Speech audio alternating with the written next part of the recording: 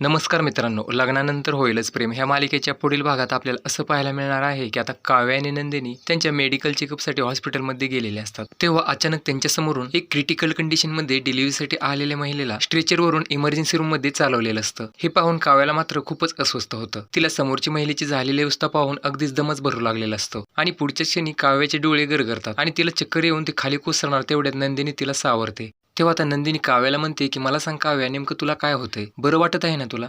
आता तेव्हा घाबरलेली काव्या स्वतःला सावरत म्हणते की मी ठीक आहे ताई, पण ताई तू पाहिलंस ना त्या महिलेची अवस्था किती बेकार झालेली होती. तेव्हा आता नंदिनी काव्याला धीर देत म्हणते, काव्या तू अगोदर शांत हो, तू त्या गोष्टीचा विचार करू नकोस. तेव्हा काव्या म्हणते, अगं असा कसा विचार करू नको ताई, अगं तिला माझ्या नजरे समोरून घेऊन गेले तेव्हा तिची अवस्था खूपच बेकार झालेली होती. तेव्हा नंदिनी काव्याला समजावत म्हणते, हे बघ मला त्या नर्सेसनी सगळं सांगितलंय. तेव्हा आता काव्या नंदिनीला म्हणते, पण काय ग ताई, हे असं सगळं अचानक कसं घडतं? तो IIP रोड आहे ना, तो खरंच खूप खराब आहे. कारण त्या नर्सेस बोलत होत्या की तिथून सतत काही ना काही ॲक्सिडेंट केसेस येतच राहतात. एका बाईची तर डिलिव्हरी सुद्धा त्या रस्त्यावरच झाली होती आणि त्या हायवेवरून वळल्यावर हॉस्पिटलकडे यायला एकच रस्ता आहे ताई. म्हणजे त्या पेशंटचं तोपर्यंत काय हाल होत असतील ताई.